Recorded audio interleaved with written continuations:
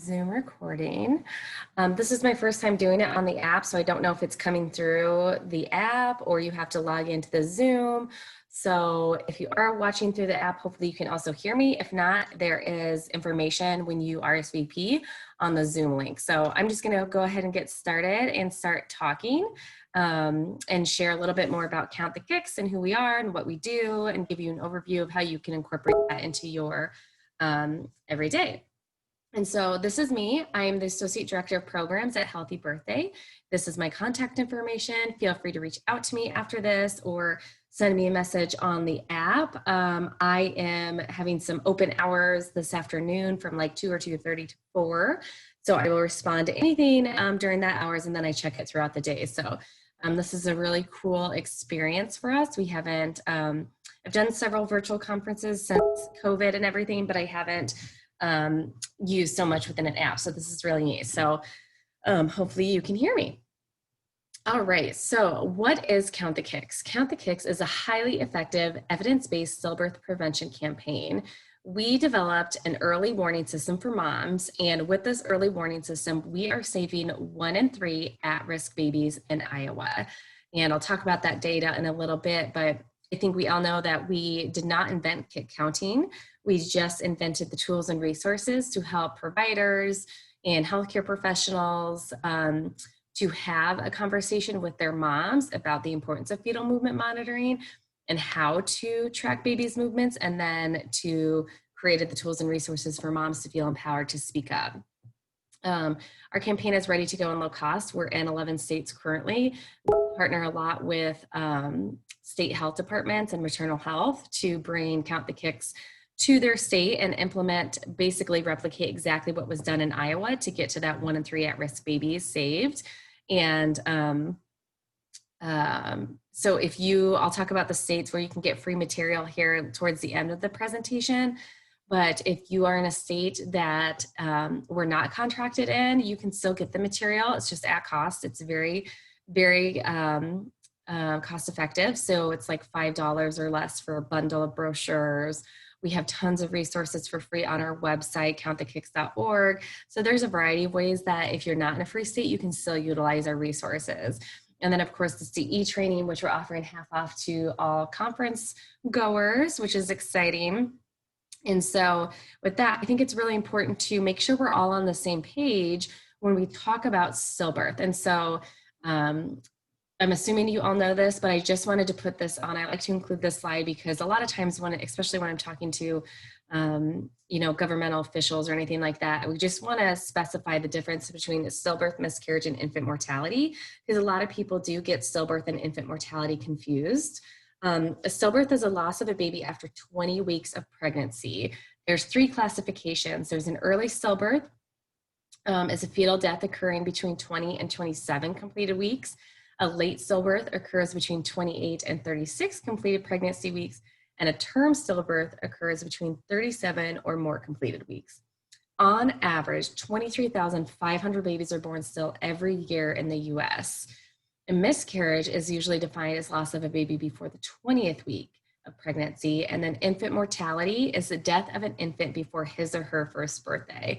And then the thing I want to point out between the difference between infant mortality compared to stillbirth is you can see here that stillbirth is just as prevalent as infant mortality, and yet in today's society we rarely talk about stillbirth or stillbirth prevention. And so what we're here to do today is to really help you get comfortable with having that conversation and sharing with moms, and how to effectively communicate that with moms, because it's just as important as talking about SIDS and infant mortality with moms as well. And so some of the causes of stillbirth, this was taken from this research article. These are just some of the likely causes of and contributors to stillbirth. Identified was pregnancy and labor complications, problems with the placenta, birth defects, infections, medical complications in the mother. So, maternal mortality and morbidity is getting a lot of airtime and conversation, which it absolutely should.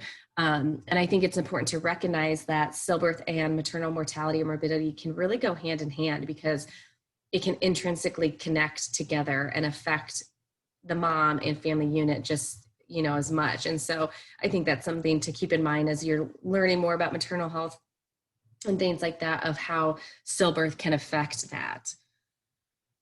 And so before we dive in too much further, I think it's really important to understand how we were founded and the history of our organization. So I'll do this really briefly because I know we're a little beyond off time because I started a little later, but in the early 2000s, the 5 women you see on the screen there, they all endured the heartache of losing a daughter to stillbirth or infant death. They did not know each other. They had never met before this had happened to them. They actually got connected through friends and pastors and through just coffee and grieving together. And even they were told that this, stillbirth is not that common. When they started connecting the dots and doing their own research, they realized it's actually more common than people think. In fact, it's 10 times more common than SIDS.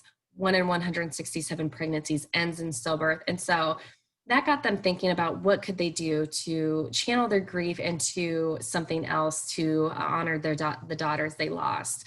And so that's when they decided to come up with, they worked in 2004 to create Iowa Stillbirth Registry, the most comprehensive stillbirth data collection program in the country.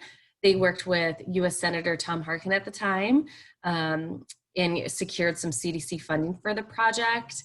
And then others around the country began advocating for a national stillbirth registry for this as well, to really allow data to be collected more quickly.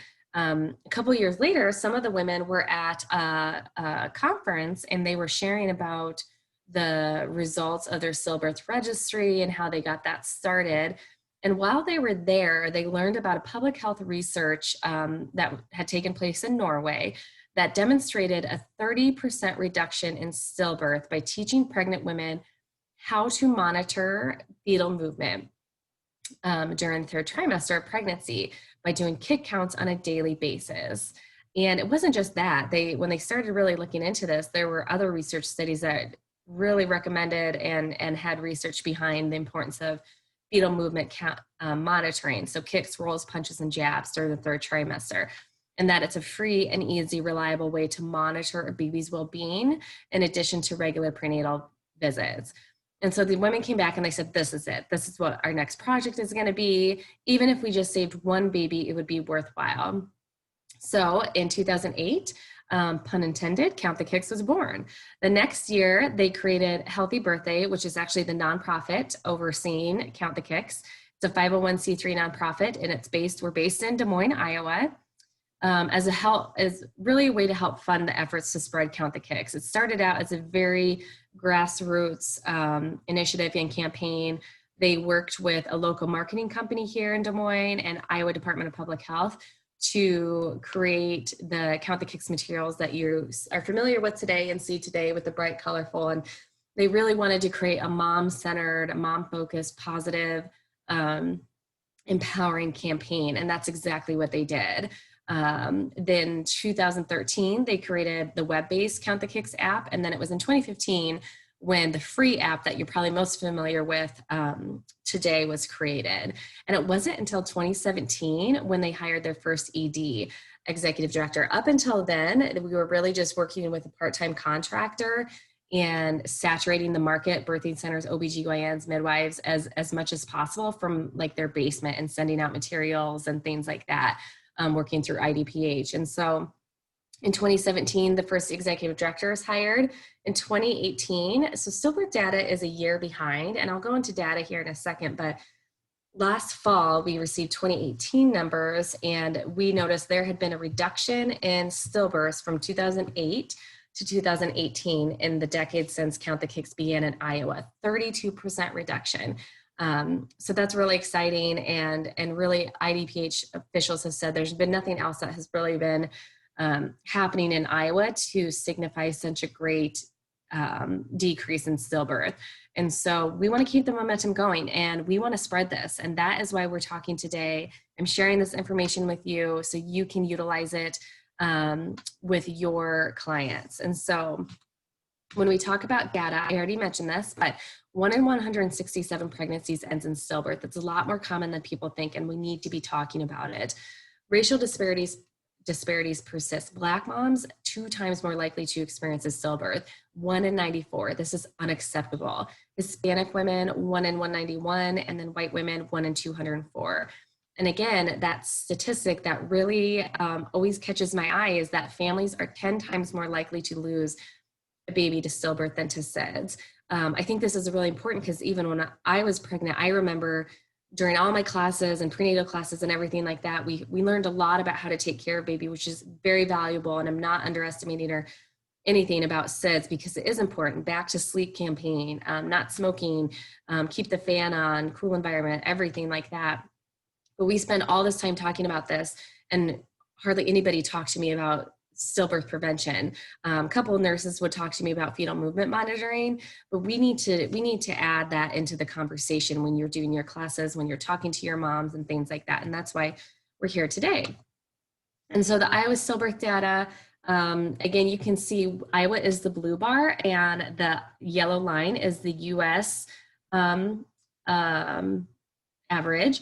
And so we're at 3.9 fetal deaths per 1,000 live births. In 2018, we're the lowest on record for Iowa.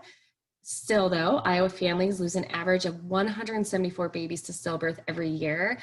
And again, those racial disparities in Iowa are just as prevalent as they are everywhere else. We still lose 1 baby for every 109 pregnant Black women, while for white women, it's 1 per 250. So you might be thinking, why are there such racial disparities? And so I'll spend a couple moments on this slide because I think it's very important and we do a lot with our disparities outreach. But researchers have pointed to the following as causes for these disparities.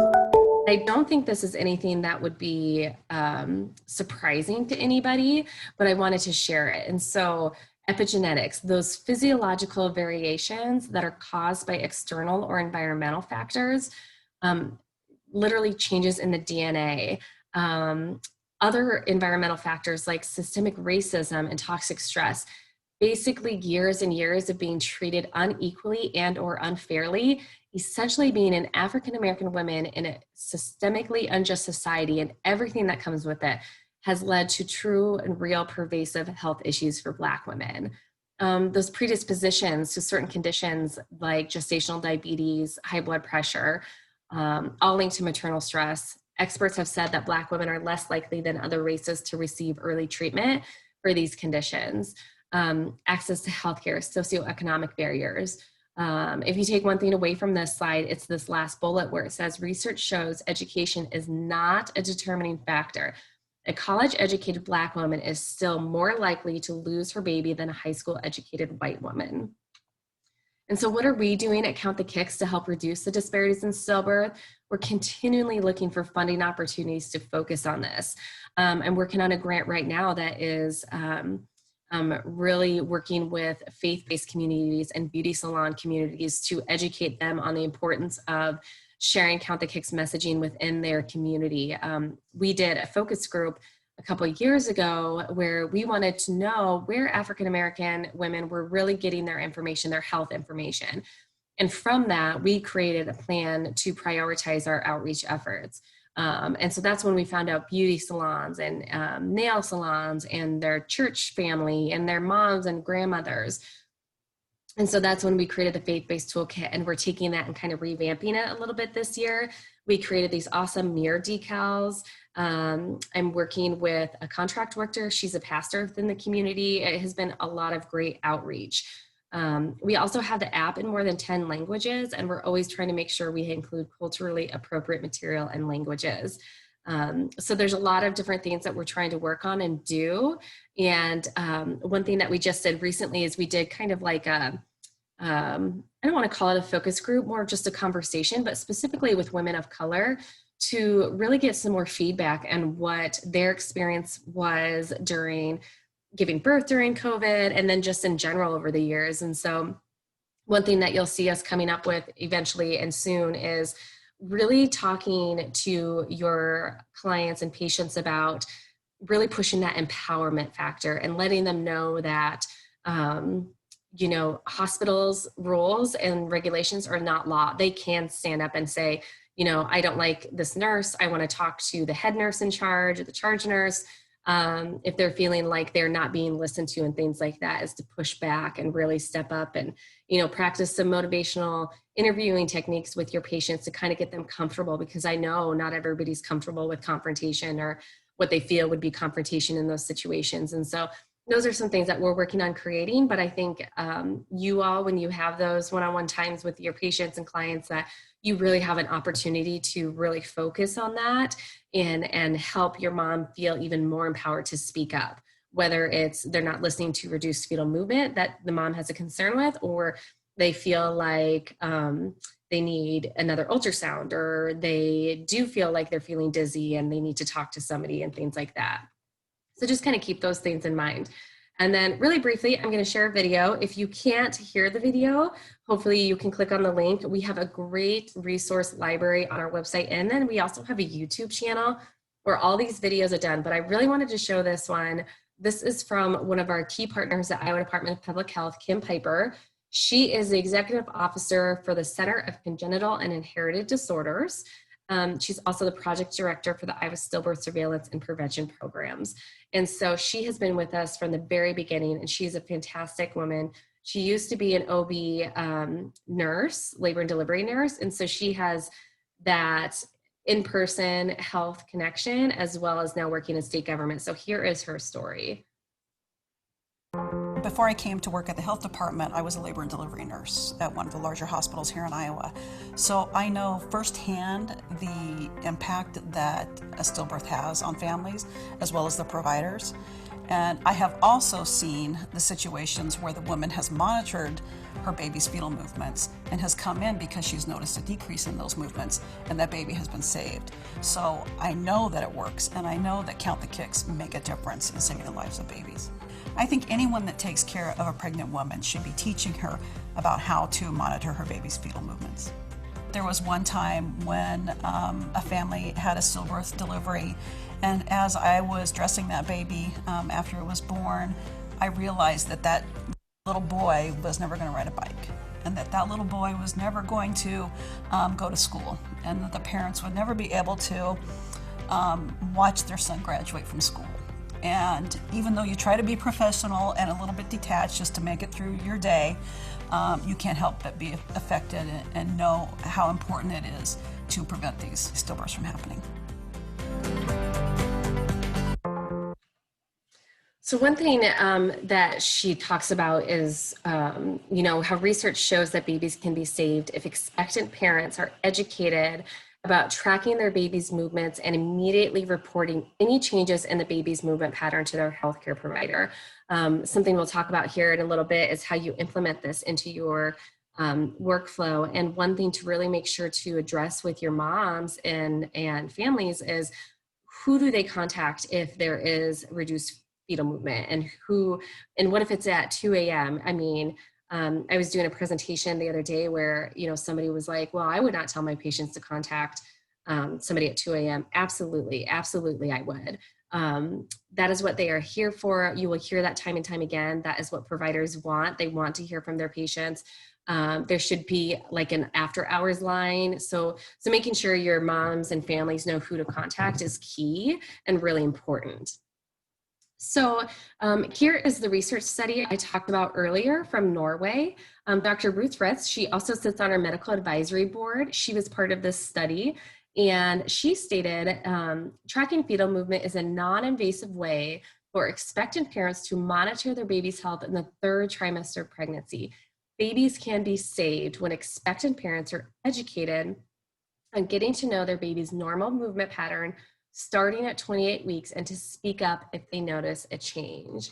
And so if you are very interested in research and you like reading all those journal articles, we have an awesome tab on our website all around research and journal articles. Here are a couple more that I wanted to share. And then we have a few more here that link. And then I think I can get the PowerPoint to you all. If not, I'll go to our website, and these are all linked under providers and our research tab. All right. So now we're going to talk really about the meat of things, of what you're probably here most interested about, is how to implement Count the Kicks into your current workflow. All right, so hopefully you know what Count the Kicks is. If not, we are a stillbirth prevention public health campaign. Again, it is evidence-based, it's mom-focused. It educates women on the importance of tracking fetal movement. We have the free mobile app.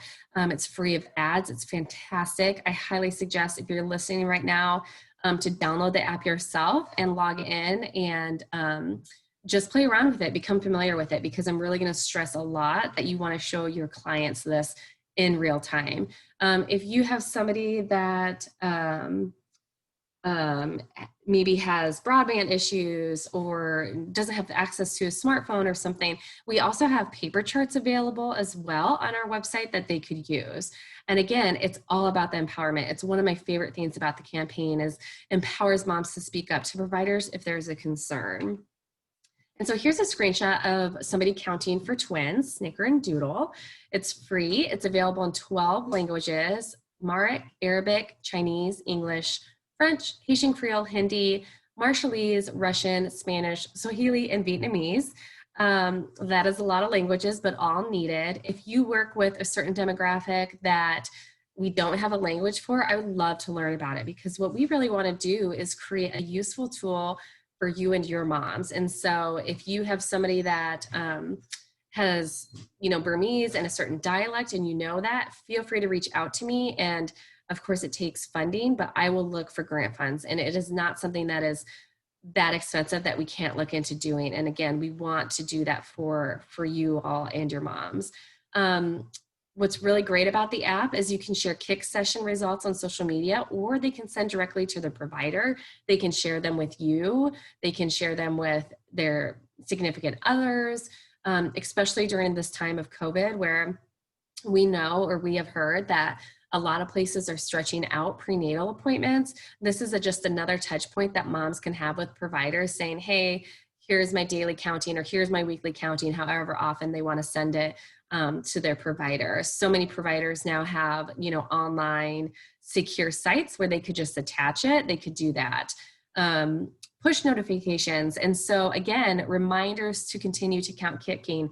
I signed up, I'm like on my 20th pregnancy, because I always am messing around with the app, but I just got a reminder. I set my reminders for the evenings, because that's when we prefer, research says that moms should try to count in the evenings.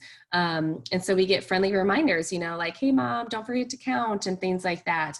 Moms can set up their own reminders of when they want to count as well. And then this newer feature that we posted is this post-pregnancy survey. And so what this is we really wanted to hear from moms directly and kind of see how they felt about the app. Did it make them feel less anxious? Did it help them bond with baby? What was their birth outcome? And so we started that last November, and I think we're up to 2,000 or 3,000 people that have filled out the survey. So after a user's due date has passed, they will get a notification asking, like, have you had your baby yet? We're doing this. It's not a study just getting for our own benefit. We don't share it with anybody. We just look at it internally, but it really gives us a good idea of if they felt anxious or less anxious. And I can tell you overwhelmingly, the numbers so far have been, they feel less anxious and more bonded with baby. And then we can follow up too with moms. We've asked the question if we could follow up with their baby safe stories or birth outcomes, things like that. And so how do you use the app? You just download it. It's free in the App Store, the iTunes Store, or the Google Play Store. Set up an account, set up your pregnancy profile, and then when you're ready to count, you just hit start counting, and this little foot will open. You click the little foot every time you feel a movement, and the timer will start. And so every time mom feels a movement, she should click the little foot, and it will track it. And then when she's done, there'll be a graph at the end that will show her how long it took baby to get to 10 movements. And so what's really great about this is you can count for singles or twins, and it really lets mom understand and tangibly see what is normal for her baby, because that's the most important. We want to make sure mom understands what's normal for her baby.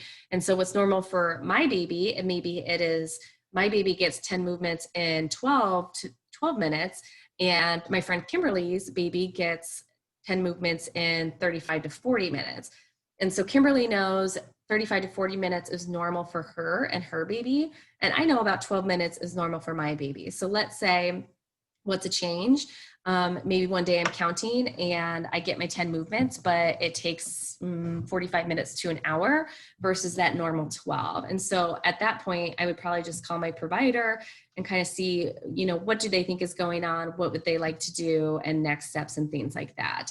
And so this is what the chart looks like, where you could see that on average takes that baby around 15 to 16 minutes to get to 10 movements.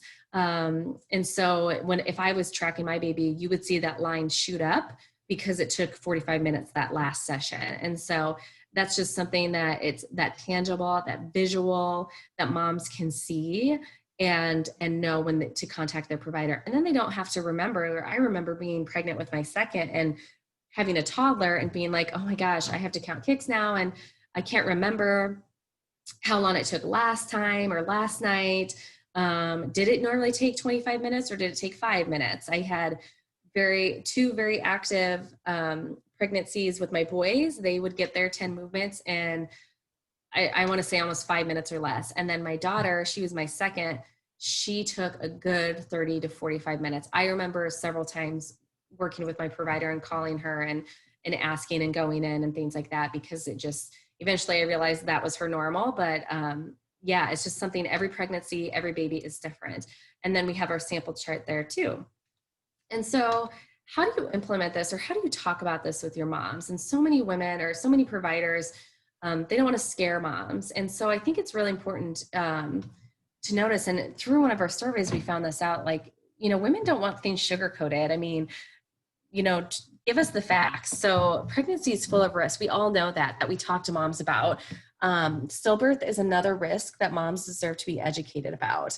Stillbirth just happens. There's nothing we can do. There's actually warning signs if moms know what to look for. Reduced fetal movement is one of the first things that moms will notice when baby's having issues. An active baby is a healthy baby is kind of a motto. Her baby's always active. It's not a concern. I hear this one a lot more from like moms at baby fairs, and maybe you'll hear this from your moms, like, oh, I don't need to do this because he or she's always moving. And that's awesome. I'm so glad they're always moving. But I think it's important to know that babies are active until they aren't. Cord and placental accidents can be sudden, and moms need to know what's normal.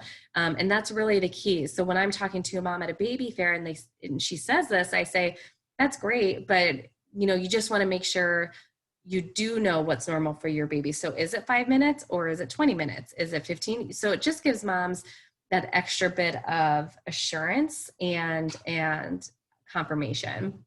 And then again, I go back to that story of me where I was always like, how long did it take? Did it take 5 minutes or did it take 20 minutes? And so it just helps moms stop second guessing basically that, because you have that tangible visual.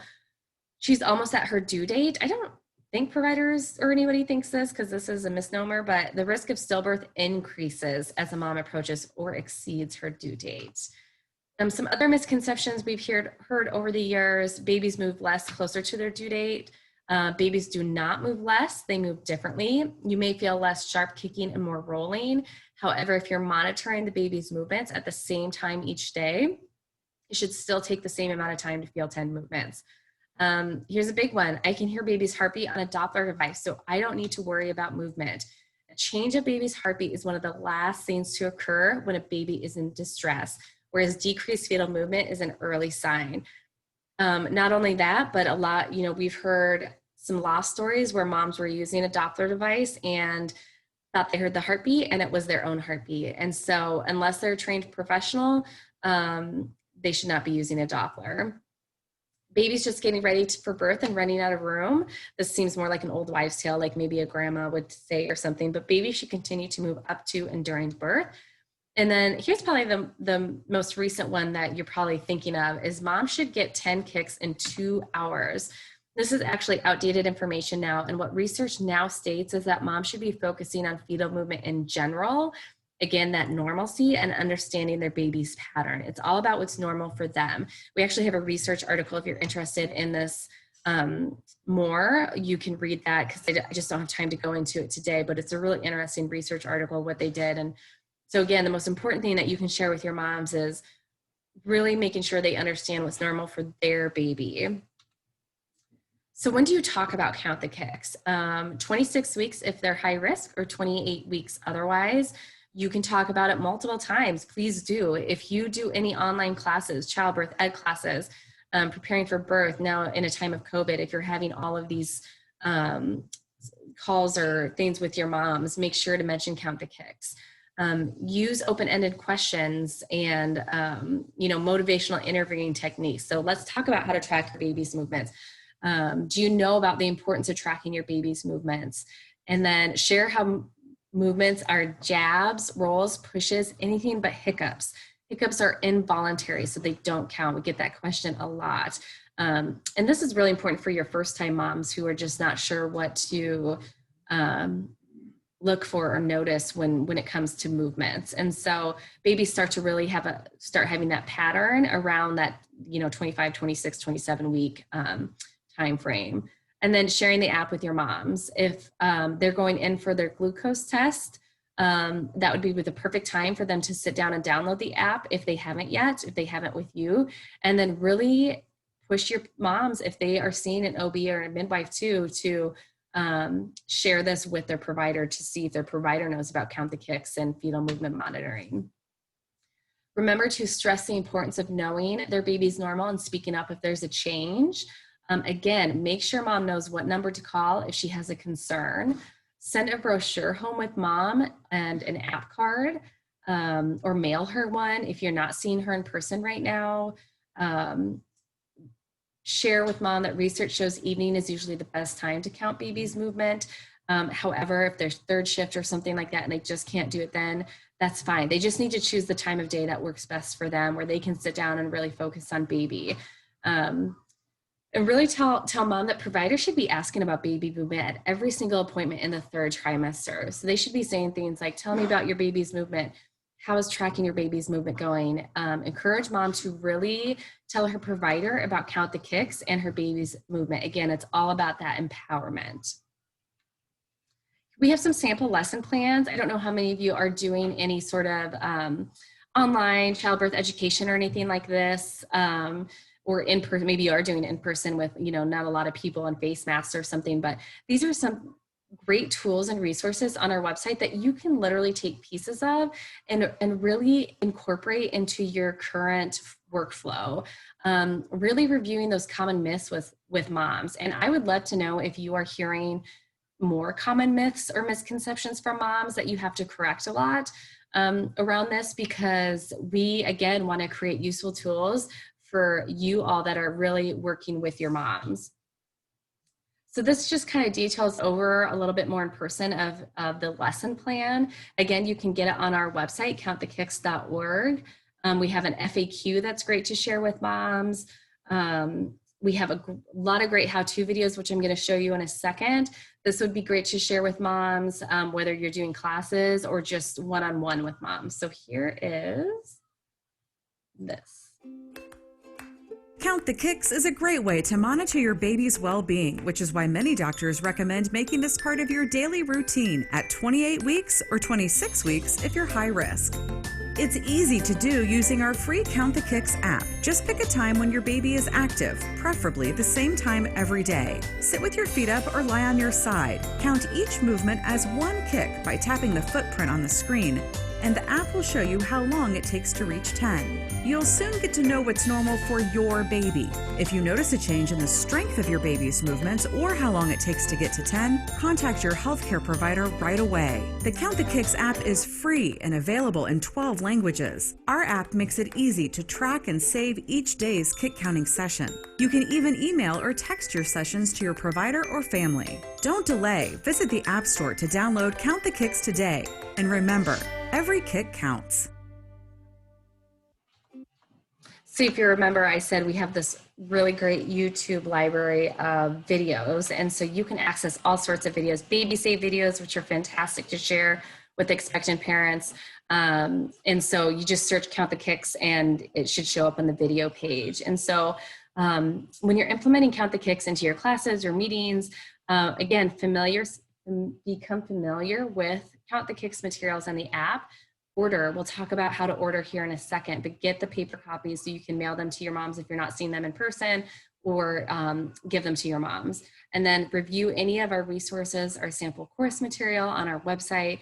Make sure anybody that you work with knows about the campaign and the importance of tracking fetal movement, and then integrate into any sort of classes that you're doing. And then a few additional notes: stress to parents to trust their instinct. If mom is concerned or feels like something isn't right, call the doctor.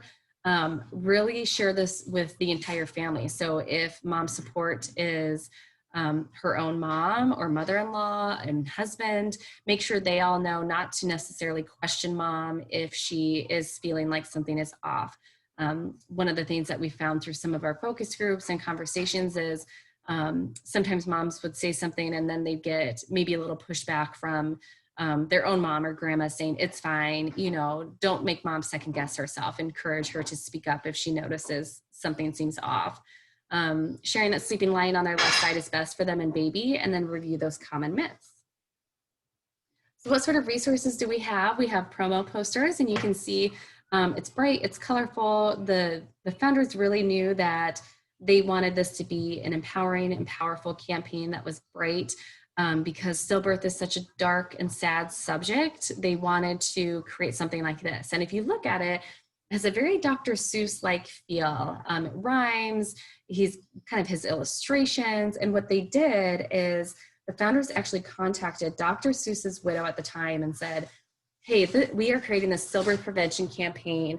Would it be okay if we, you know, kind of use some of his attributes in this marketing? And she of course said yes, and we have it in writing. And I just love telling that story because I feel like it really helps show just how thoughtful the founders were when they tried to create this campaign. And so again, we have this in English and Spanish. If you live in Florida, we also have it in Haitian Creole. When we contracted with Florida, that was one of their things. They said, you know, we have a very large Haitian population. We want the app and all this material in Haitian Creole as well. And we did it. And so we have app card reminders and brochures as well. If you live in Iowa, Ohio, North Dakota, Missouri, Kansas, West Virginia, Nebraska, Florida, or Illinois, you can get any of this material for free. Just go to our website and click on order materials, click on your state and fill a shopping cart, and then check out. We are doing a free giveaway right now where we will be giving away 1 year's worth of supply to anybody that attended this. So if you are listening, go ahead and contact me and let me know that you attended, and I'll put you into the drawing for the free material. Or if you watch the recording, if we can get that out, we will do that. But again, if you're not in one of these states, the material is still very, very cost effective. So it's like $5 or less, I think, for the brochures and posters, and they come in bundles. And so definitely take a peek and see what would work for you in your area. And then really briefly, I just want to talk about the Count the Kicks ambassador states.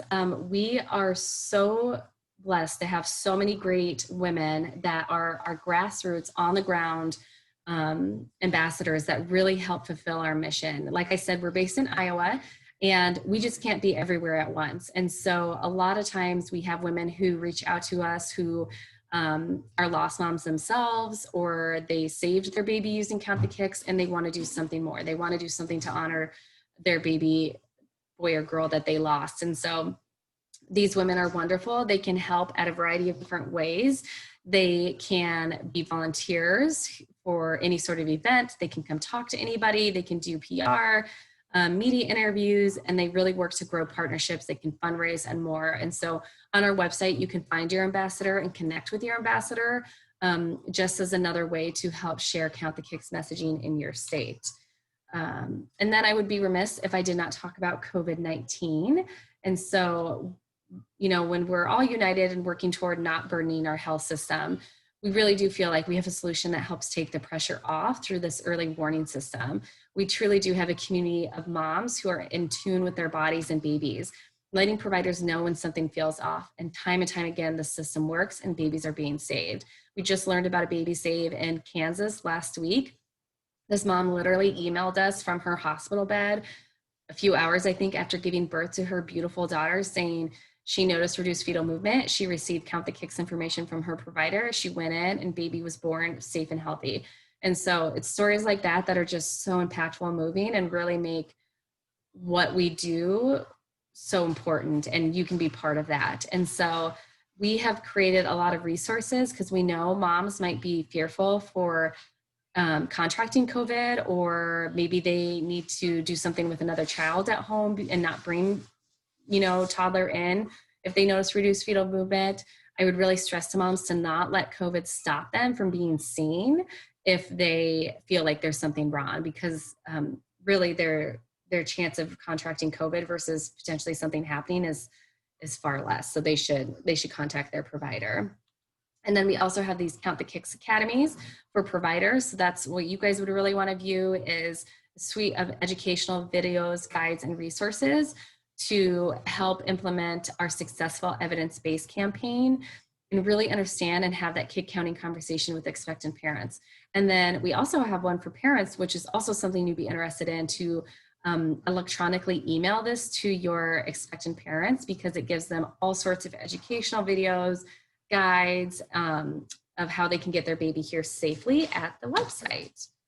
So what should you do next? You should definitely download the app. Make sure you share this information with anybody else you know, anyone you're working with, any other providers. If you're part of any coalition groups or anything in your state, order the material. Hopefully I see a lot of orders come in after this live stream. And then we also have that our online CE training that we're offering half off right now for this conference. So go to this website, and just when you go to check out, you'll have a coupon code, do save babies -CAPPA, and you will get it for $20 versus $40.